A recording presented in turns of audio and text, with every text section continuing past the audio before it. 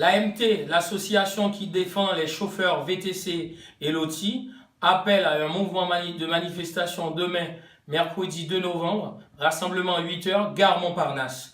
L'AMT dénonce la nouvelle version du projet de loi Grand-Guillaume en sa mouture, la modification de l'article 4.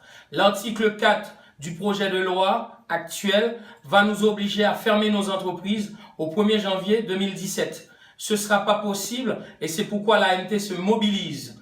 L'AMT, au jour d'aujourd'hui, appelle tous les adhérents à descendre dans la rue demain pour exprimer leur mécontentement par rapport à cette nouvelle version de la loi. L'AMT a soutenu la première version de la loi qui prévoyait une transition jusqu'en 2018. L'AMT soutient une transition jusqu'en 2018 et non pas cette version de la loi, au jour d'aujourd'hui, qui nous oblige à fermer au 1er janvier 2017. Nous avons contacté plusieurs chauffeurs VTC, que nous avons fait un sondage. Moi, personnellement, dans mon entreprise, j'ai payé des formations VTC pour plus de 140 chauffeurs.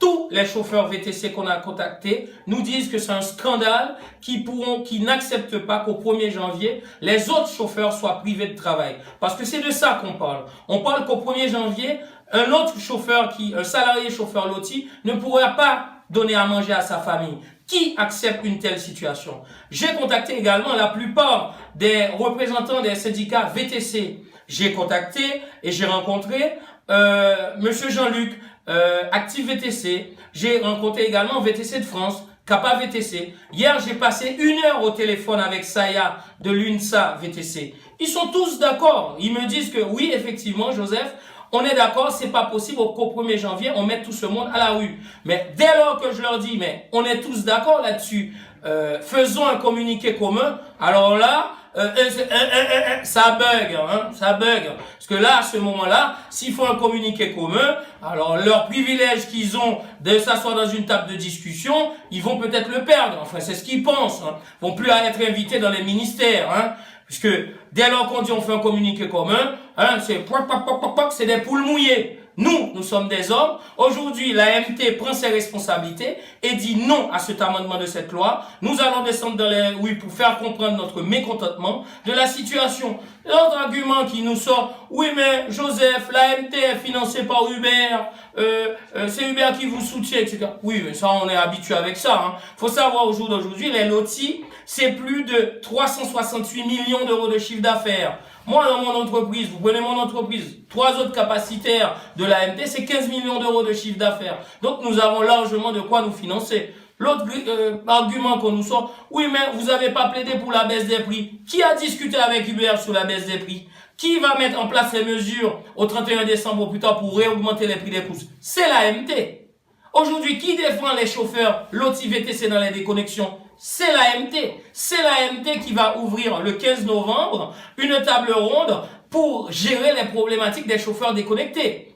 Donc, au jour d'aujourd'hui, j'appelle tout un chacun à ses responsabilités. Moi, vous savez, ma maman était professeure d'histoire et de géographie. Et j'ai bien étudié l'histoire des guerres. J'ai bien étudié l'histoire de la France résistante. J'ai bien étudié l'histoire de la guerre d'Algérie. Voilà. Mais au-delà, après toutes ces histoires, qu'est-ce qui reste? C'est les hommes et les femmes qui ont eu le courage de défendre leurs convictions. Voilà ce qui est resté dans l'histoire. Les hommes et les femmes qui ont du courage.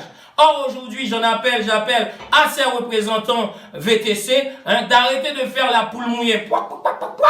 De plus ou moins prendre la parole et de dire que vous n'êtes pas d'accord avec la casse sociale qui va arriver. Moi, je suis un homme. Moi, je serai là demain matin, dès 8 h du matin sur le terrain, pour défendre mes convictions, pour défendre le droit des lotis à une transition jusqu'en 2018. Vous, où êtes-vous? Est-ce que vous êtes d'accord à cela?